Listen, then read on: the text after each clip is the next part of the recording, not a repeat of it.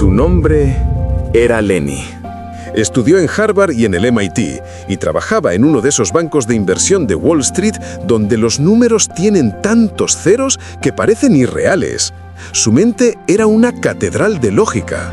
Podía analizar mercados, predecir fluctuaciones y, probablemente, dirigir un fondo de cobertura de $1.000 millones sin despeinarse. Pero esa misma tarde, su mente, esa catedral, estaba en ruinas. ¿La causa? Un simple mensaje de texto. Una chica que le gustaba le había escrito y él llevaba 45 minutos mirando la pantalla, paralizado. Me lo describió más tarde. No estaba pensando en qué decir, estaba librando una guerra. Cada emoji era un movimiento en una partida de ajedrez cósmica. La biología evolutiva, la teoría de juegos, la psicología del comportamiento, todo su arsenal intelectual estaba desplegado para evitar una simple y aterradora posibilidad: el rechazo. ¿Cómo puede alguien tan brillante ser tan disfuncional? ¿Qué le pasaba a Lenny? Esta no es una historia hipotética. Lenny era un cliente mío. Y verlo, con toda su genialidad, paralizado por algo tan simple, me obligó a hacerme una pregunta muy incómoda. ¿Y si la inteligencia, esa cualidad que todos veneramos, no fuera siempre una ventaja? ¿Y si, en ciertas circunstancias, fuera una trampa? ¿Una trampa que puede arruinar tu vida? Mi experiencia con Lenny me hizo darme cuenta de que, aunque ser inteligente se correlaciona con el éxito, existen situaciones específicas, encrucijadas vitales, donde tu propio cerebro se convierte en tu peor enemigo. Y para entender por qué, no debemos mirar los manuales de psicología moderna. Tenemos que hacer algo más extraño. Tenemos que viajar 1000 años en el pasado. Hace 1000 años, si nacías campesino, tu vida estaba, en esencia, escrita. El mundo era una obra de teatro con un guión fijo, y tú tenías un papel asignado por Dios. Ser pobre o siervo no era un reflejo de tu valía o de tu carácter, era simplemente tu lugar en el orden cósmico. Esto, por muy duro que suene, ofrecía una extraña forma de consuelo, una profunda seguridad psicológica. No había ansiedad por el estatus porque no había estatus que alcanzar. La historia de Juana de Arco, una campesina que lideró ejércitos, es tan memorable precisamente porque rompió un guión que se consideraba inmutable. Pero ella era la excepción que confirmaba la regla. Durante siglos, viviste y moriste dentro del personaje que te fue asignado. No había una página en blanco que te aterrorizara con su infinita posibilidad.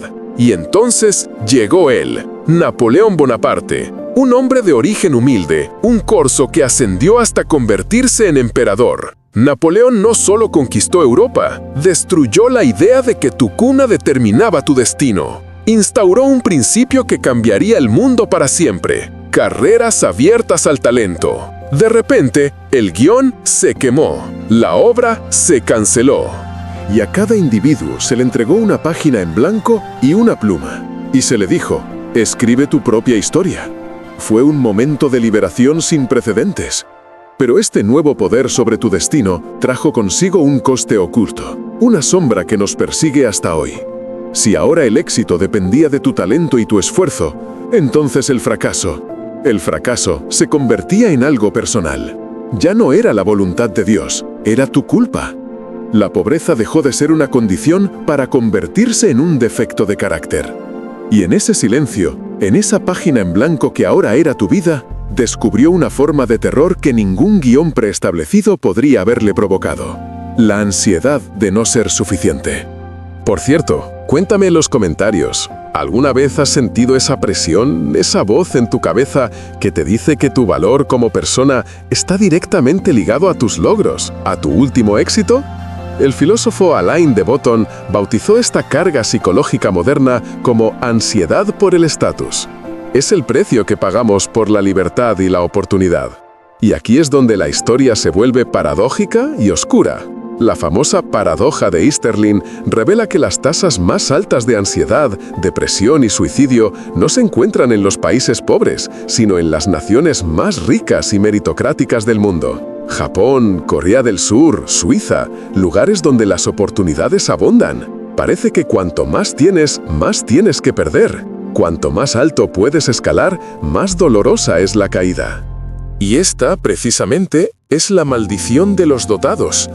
Esta es la primera trampa en la que caen las personas inteligentes. Cuanto más brillante eres, mayores son las expectativas que el mundo y tú mismo depositan sobre ti. Cada examen, cada promoción, cada logro eleva el listón. Tu identidad se fusiona con una trayectoria de éxito impecable. Y entonces, un simple mensaje de texto a una chica se transforma. Ya no es una interacción social de bajo riesgo, es un referéndum sobre tu valía. Un posible no es solo un rechazo, es una mancha en un historial perfecto, una catástrofe existencial. Esta fue la primera trampa de Lenny. Su mente, condicionada por el éxito, calculó que el coste potencial del fracaso social era apocalíptico. Era mejor no jugar que arriesgarse a perder. Pero había una segunda trampa, aún más profunda y peligrosa, la que convierte a genios potenciales en sus propios saboteadores. Para entenderla, necesitamos dos historias más. La primera es la de Benedict Arnold. Todos lo conocemos como el gran traidor de la Revolución Americana, pero antes de eso fue uno de sus generales más brillantes y valientes. Era un estratega genial. Cuando decidió traicionar a su país, no lo hizo pensando, voy a ser un villano. No, usó su formidable intelecto para construir una fortaleza de racionalizaciones. Se convenció a sí mismo de que el Congreso era incompetente, de que la alianza con Francia era un error, de que sus acciones en realidad servían a un bien mayor. Sus argumentos eran elocuentes, sofisticados y en parte ciertos. Pero su verdadero motor no era la lógica, sino el ego herido y la ambición frustrada. Esto es lo que yo llamo el arte de la patraña, bullshit artistry. Y las personas inteligentes son maestros consumados. Son expertas en usar la lógica como un arma para hacer que lo inmoral parezca moral, que lo cobarde parezca prudente y que lo irracional parezca una estrategia calculada. Su cerebro no busca la verdad, busca tener razón. Lenny era un artista de la patraña. Podía debatir conmigo durante 1 hora sobre psicología evolutiva y la señalización social en el cortejo humano, construyendo un argumento impecable para justificar por qué no debía invitar a esa chica a tomar un café. Su inteligencia no estaba resolviendo el problema, estaba construyendo un muro a su alrededor. Esa es la primera de las 2 trampas capitales. La segunda es aún más trágica. Se conoce como la trampa del CI, y su mejor ejemplo es un hombre llamado Chris Langan. A Langan se le ha llamado el hombre más inteligente de América. Con un CI estimado entre 195 y 210, su capacidad intelectual es estratosférica. Pero su vida ha sido una sucesión de trabajos manuales, incluyendo el de portero de bar en Long Island. ¿Qué pasó? No fue por falta de oportunidades. Le ofrecieron becas en universidades de élite, pero las abandonó. La historia de Langan es la tragedia de un hombre cuya identidad se fusionó por completo con ser el más listo de la sala. La trampa del CI es la creencia de que si tienes una inteligencia superior, cualquier fracaso que experimentes no puede ser culpa tuya.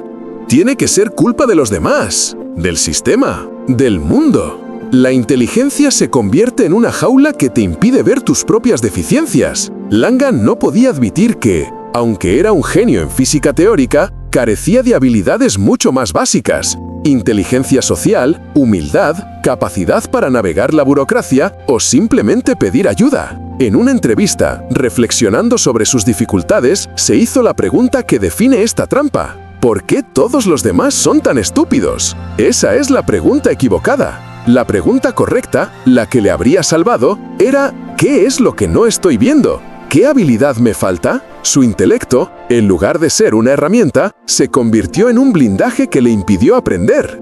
Entonces, si la inteligencia puede llevarnos a la ansiedad por el estatus, al autoengaño sofisticado y a una arrogancia que nos aísla, ¿estamos condenados? ¿Es la inteligencia una maldición? No exactamente. Es aquí donde todo pivota, gracias a una de las frases más profundas que he encontrado, del filósofo y emprendedor Naval Ravikant. Y dice así: la única prueba real de inteligencia es si obtienes lo que quieres de la vida. Leedla de nuevo. La única prueba real de inteligencia es si obtienes lo que quieres de la vida. Esta definición lo cambia todo. Desplaza el foco del CI, de los títulos, de la capacidad de cálculo y lo pone en el resultado. Y obtener lo que quieres de la vida, una vida con significado, con relaciones profundas, con satisfacción, rara vez es un problema puramente lógico. Requiere un tipo de inteligencia mucho más amplio. Requiere agudeza social, resiliencia emocional, autoconciencia para saber qué quieres en primer lugar y la humildad para admitir cuando no sabes cómo conseguirlo. Lenny podía resolver ecuaciones complejas, pero no podía conseguir una cita. Chris Langan podía postular teorías sobre el universo, pero no podía construir la vida que deseaba. Según la medida de Naval, ¿quién era el verdaderamente inteligente? Esto nos lleva a la solución. Si la trampa es apostar toda tu identidad en una sola cosa, ser el listo, la salida es la diversificación. No de tu cartera de inversiones, sino de tu cartera de identidad. Permíteme contarte una última historia. Tony Robbins cuenta en sus seminarios el caso de un hombre de negocios que se le acercó, desesperado. Había perdido toda su fortuna y estaba al borde del suicidio.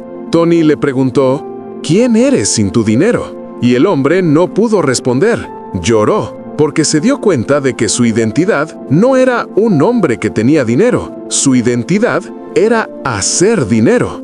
Cuando el dinero desapareció, él, en su propia mente, dejó de existir.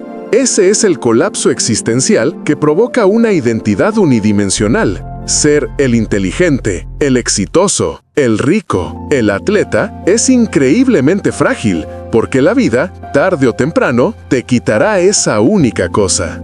El escritor David Epstein, en su libro Range, demuestra que en entornos complejos e inciertos, y no hay nada más complejo e incierto que la vida, los generalistas superan a los especialistas.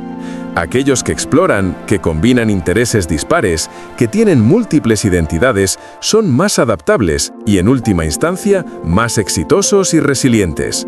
No eres solo tu cerebro, eres también tu capacidad para conectar, tu curiosidad, tu sentido del humor, tu habilidad para cocinar una buena comida, tu coraje para ser vulnerable, tu disciplina para ir al gimnasio.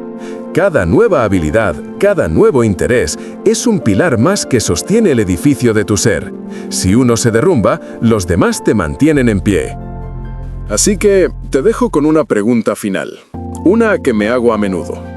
¿Usas la lógica porque es la herramienta más efectiva para la situación o la usas porque es la única herramienta con la que te sientes seguro? La vida real, la que es plena pero inevitablemente desordenada, exige más que solo intelecto. Exige el coraje de sentir, la humildad de aprender y la sabiduría de ser muchas cosas a la vez. Deja de intentar ser la persona más inteligente de la sala. Empieza a intentar ser la más adaptable. Si estas ideas resuenan contigo y quieres seguir explorando cómo construir una vida más auténtica, asegúrate de suscribirte. Tu apoyo es lo que me permite seguir creando estas conversaciones. Y si este video te ha aportado valor, compártelo con una persona a la que también podría servirle de guía.